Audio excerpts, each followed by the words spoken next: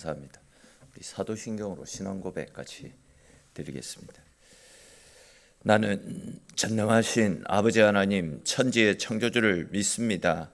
나는 그의 유일하신 아들 우리 주 예수 그리스도를 믿습니다. 그는 성령으로 잉태되어 동정녀 마리아에게서 나시고 본디오 빌라도에게 고난을 받아 십자가에 못 박혀 죽으시고 장사된 지 사흘 만에 죽은 자 가운데서 다시 살아나셨으며 하늘에 오르시어 전능하신 아버지 하나님 우편에 앉아 계시다가 거기로부터 살아있는 자와 죽은 자를 심판하러 오십니다. 나는 성령을 믿으며 거룩한 공교회와 성도의 교제와 죄를 용서받는 것과 몸의 부활과 영생을 믿습니다. 아멘. 380장 찬송 드리겠습니다.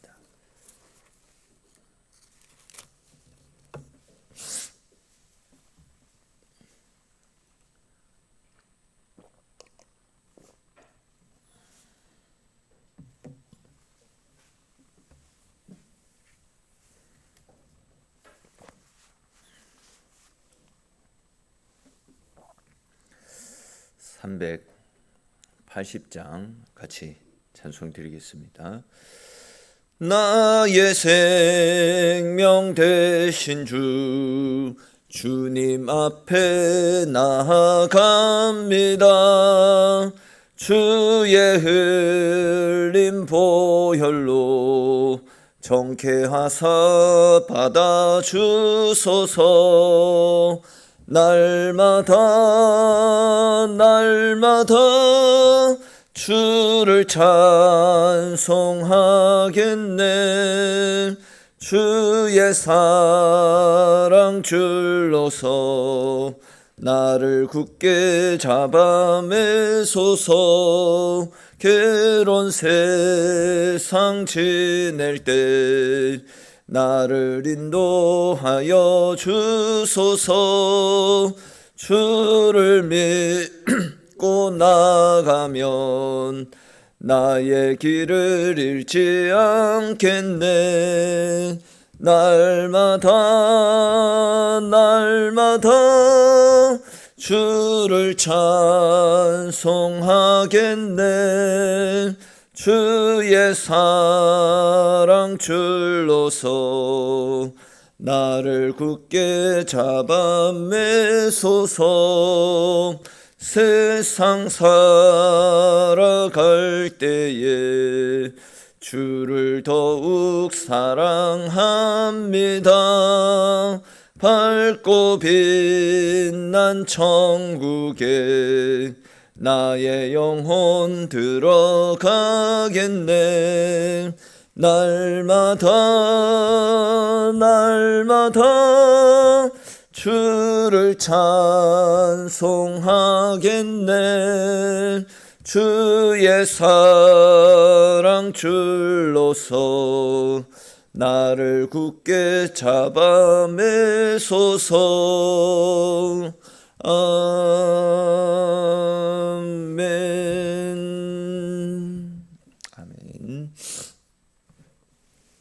오늘 함께 나눌 말씀 보겠습니다. 오늘 말씀은 출애굽기 2장 11절에서 25절까지 말씀입니다. 출애굽기 2장 11절에서 2장 마지막 절인 25절까지 우리 한 절씩 읽고 마지막 25절은 같이 읽겠습니다. 모세가 장성한 후에 한 번은 자기 형제들에게 나가서 그들이 고되게 노동하는 것을 보더니 어떤 애굽 사람이 한 히브리 사람 곧 자기 형제를 치는 것을 본지라.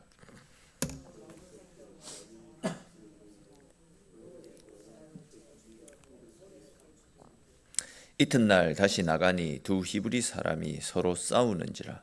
그 잘못한 사람에게 이르되 내가 어찌하여 동포를 치느냐 하매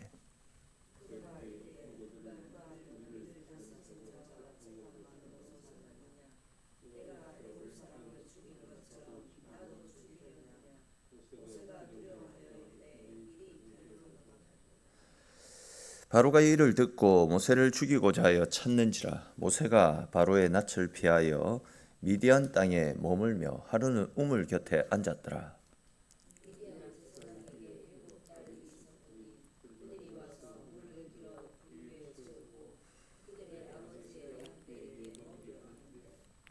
목자들이 와서 그들을 쫓는지라. 모세가 일어나 그들을 도와 그 양떼에게 먹이니라.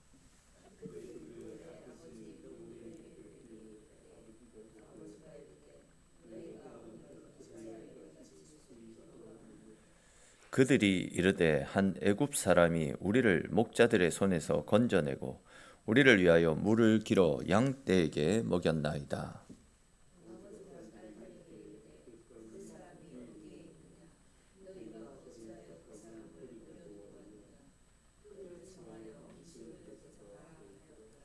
모세가 그와 동거하기를 기뻐하며 그가 그의 딸 십보라를 모세에게 주었더니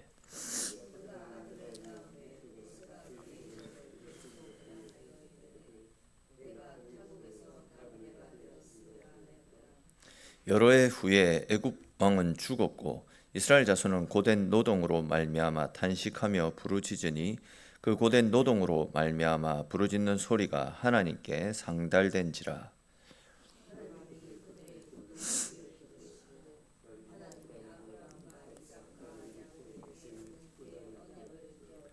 같이 읽겠습니다. 하나님이 이스라엘 자손을 돌보셨고 하나님이 그들을 기억하셨더라. 아멘.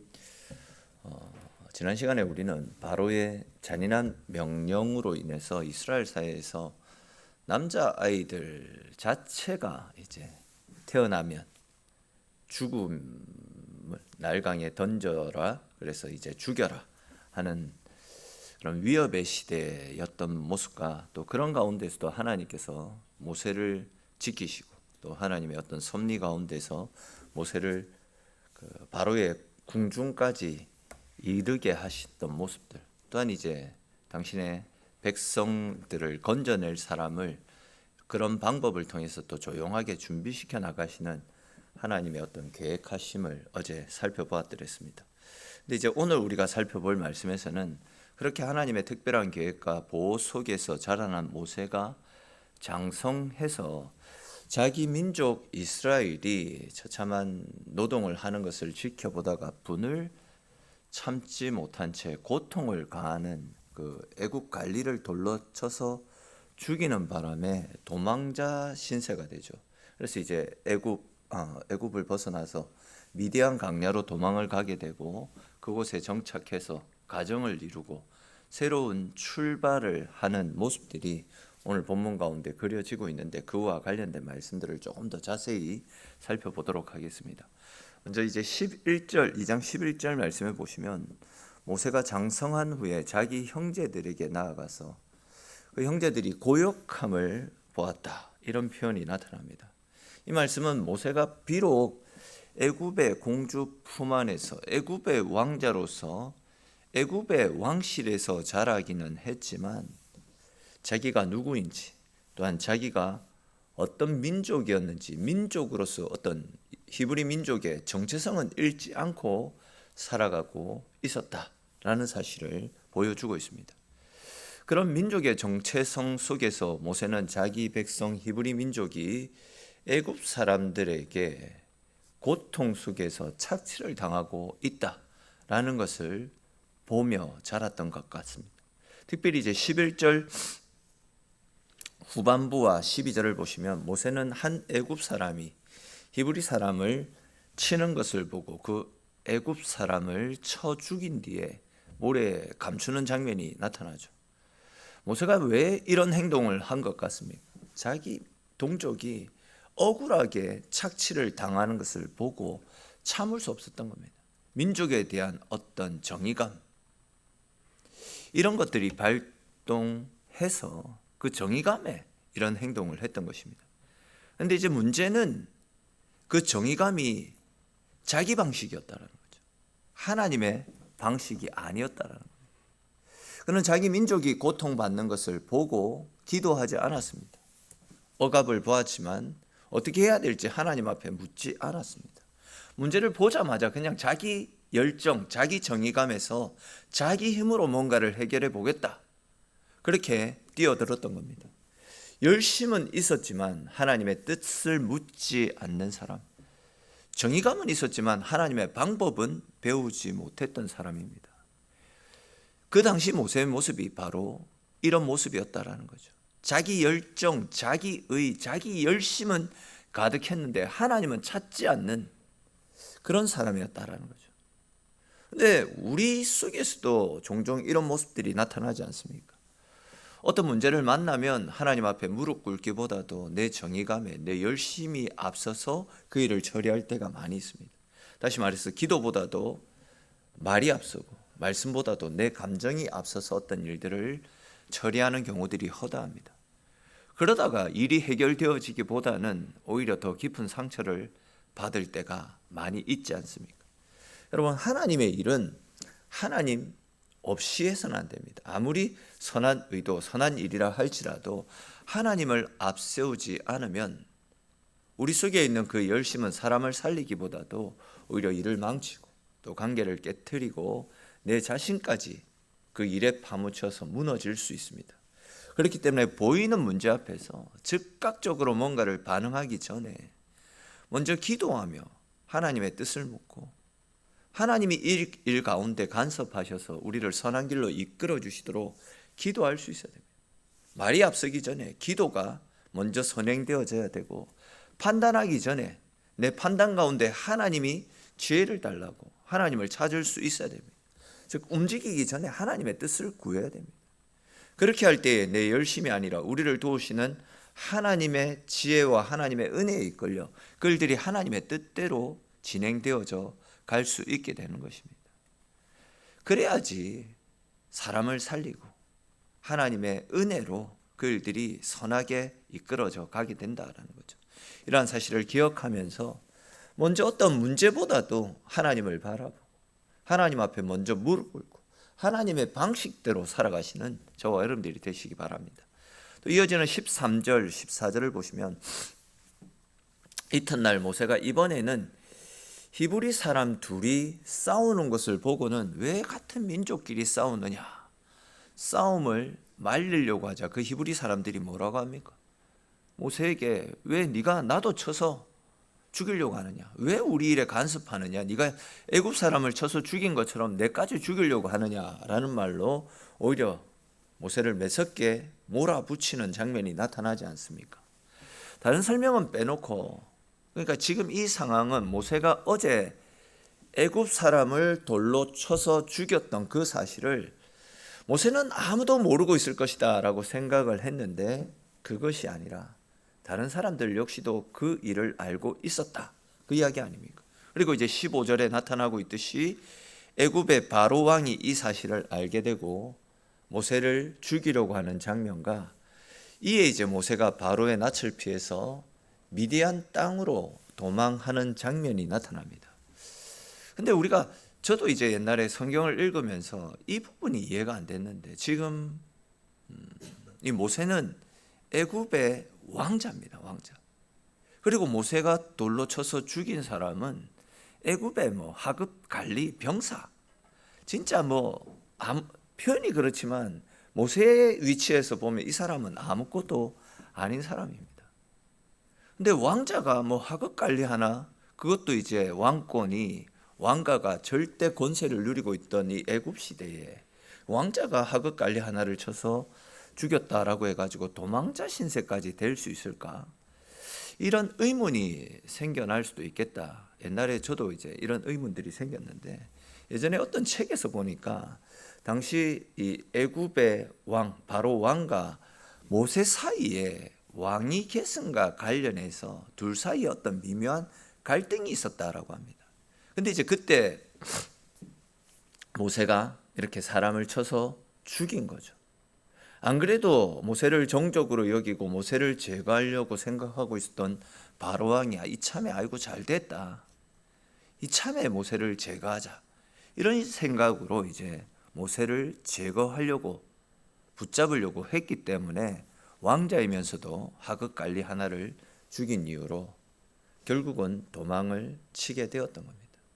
이건 역시도 사람의 눈으로 보면 애굽 왕이 모세를 죽이기 위해서 덤벼들었기 때문에 도망간 것 같지만, 앞에서도 우리가 함께 살폈듯이 모세는 자기 열심, 자기 의는 있지만 하나님 앞에 기도할 줄 모르는 사람입니다. 이런 모세를 강야로 내모셔서 하나님을 의지하고 하나님만 바라보는 믿음의 사람으로 연단시키시기 위해서 하나님의 계획 속에서 모세가 지금 강야로 쫓겨나게 되었던 겁니다. 자, 아무튼 이렇게 궁중에서 자라난 사람, 또 특별한 보호를 받으면서 컸던 사람, 어쩌면 장차 큰 일을 할 사람이라고 자기 스스로도 생각했는지 모르는 그런 사람이 한순간에 도망자가 되고 말았습니다. 이것이 바로 하나님 없이 자기 힘으로 뭔가를 해결해 보겠다라고 나서고 있는 사람의 마지막 모습이 될 수도 있는 겁니다. 근데 이제 중요한 것은 모세가 왕실에서 쫓겨나 미디안 강야로 도망자가 된 것은 모세의 인생이 끝났다, 이것이 아니지 않습니까?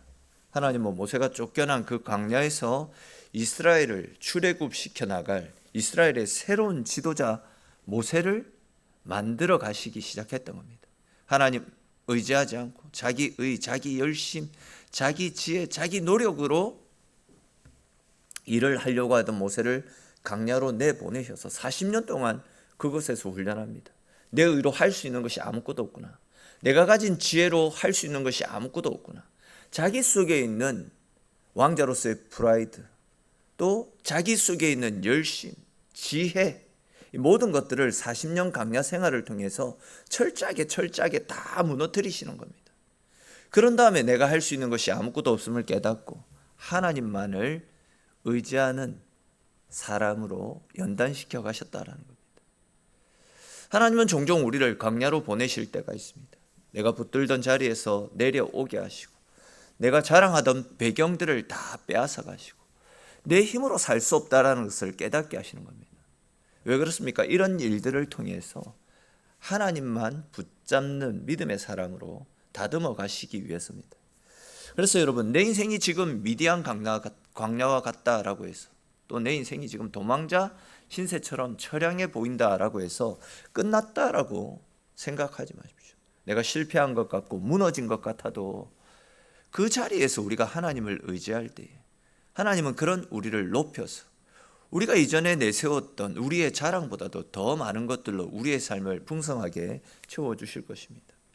그러므로 나의 소망이 사라지고 의지할 것들이 없어진 그 자리에서, 그렇기 때문에 하나님을 더욱더 나의 소망으로 삼고 더욱더 하나님을 의지하며 하나님의 은혜와 능력을 힘입고 그 은혜에 이끌려 살아가시는 저와 여러분들이 되시기를 바랍니다. 또 이어지는 16절에서 22절까지 말씀해 보시면, 모세가 도망을 갔던 미디안의 어떤 황광야에서 미디안 그 지역의 제사장 딸들이 양떼에게 물을 먹이러 왔다가 목자들에게 쫓겨나는 장면과, 또 그때 모세가 어려움에 처한 그 여인들을 돌아봐주는 모습이 나타납니다. 그리고 이제 오갈 데가 없었던 모세가 자기가 도와주었던 그 한 여인의 집으로 가게 되고, 또 그 여인의 집에서 극진하게 대접을 받게 되고 그 집안에 정착을 하는 모습들이 그려지고 있습니다. 그래야 이제 그 집의 딸인 십보라라고 하는 여인을 만나 가정을 꾸리고 또 자녀까지 낳으면서 미디안에 정착을 하는 장면이 오늘 말씀 가운데 나타납니다. 그리고 이어지는 23절에서 25절에 보시면, 그렇게 이제 미디안 땅에 정착해서 새로운 삶을 살아가는 이 모세의 모습과 달리 애굽 왕이 죽고 이스라엘 자손이 더 깊고 더 가중한 고역으로 인해서 탄식함으로 하나님 앞에 부르짖고 하나님 앞에 기도하는 소리가 하나님께 상달되었다, 이런 말씀이 나타납니다. 사실 지금 모세는 미디안으로 가버렸습니다. 이스라엘의 현실은 그대로입니다.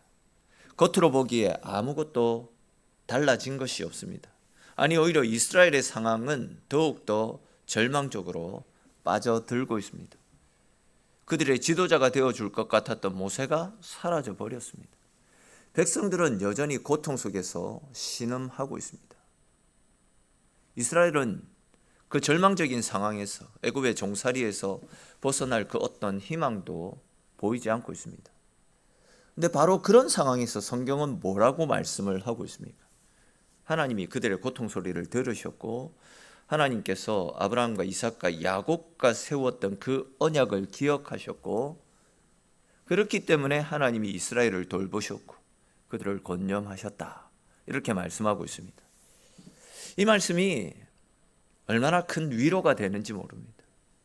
하나님은 절대 이스라엘뿐만 아니라 우리 인생에 무관심하신 분이 아니십니다.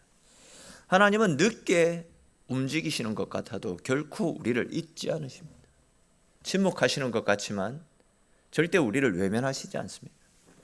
다들 잘 아시겠지만 하나님이 일하시는 하나님의 시간표에는 하나님의 정해진 시간이 있습니다. 그런데 우리는 조급해합니다. 기도했는데 왜 안 바뀌는 것 같을까?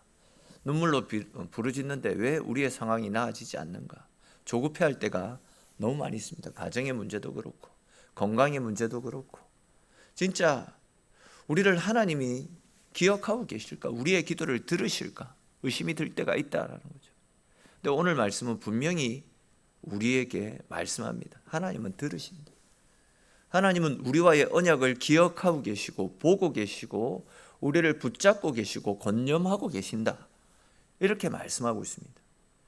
우리가 보기에 아직 구원이 시작되지 않은 것 같아도 하나님은 우리를 위해서 우리에게 맞는 최고의 길을 만들어 가시기 위해 지금도 계속해서 한 걸음 한 걸음 움직이고 일하고 계십니다.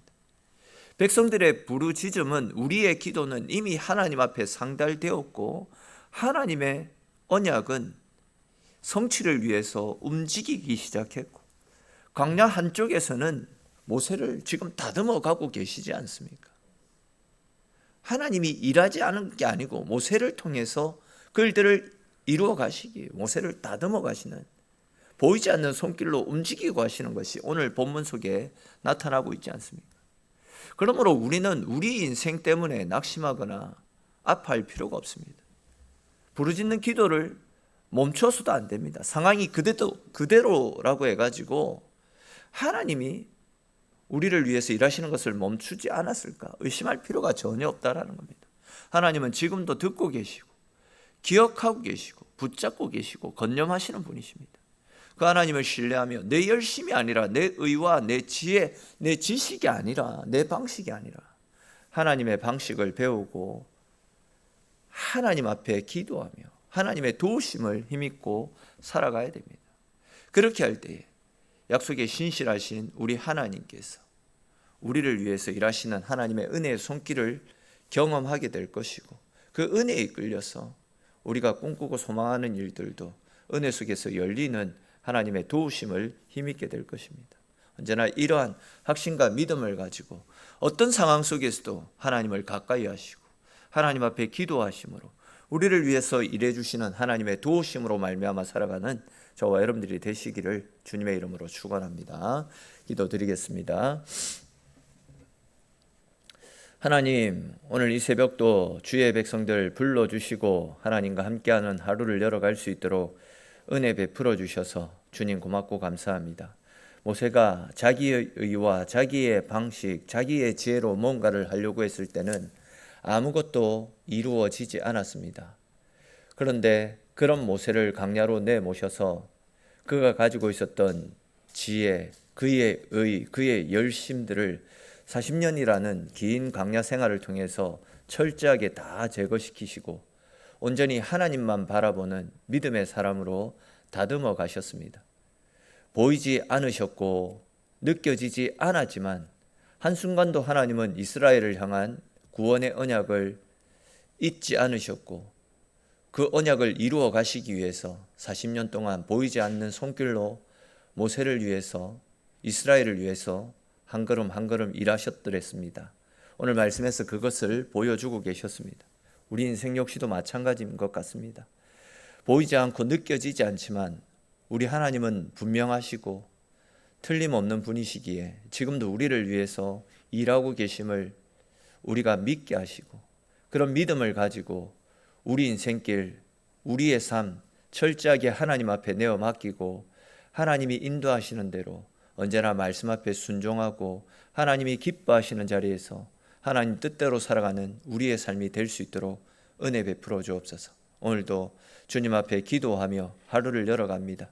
오늘 우리의 하루의 삶이 복되게 하시고 오늘도 주님 앞에 기도하며 부르짖는 기도의 소리에 응답하시는 큰 하나님의 사랑을 누리며 오늘도 그 사랑에 힘입어 세상 속에서도 승리하는 우리의 인생 되어지도록 하나님 붙잡으시고 함께 하시기를 소망하옵고 모든 말씀 살아계신 우리 주 예수님의 이름으로 기도드립니다. 아멘.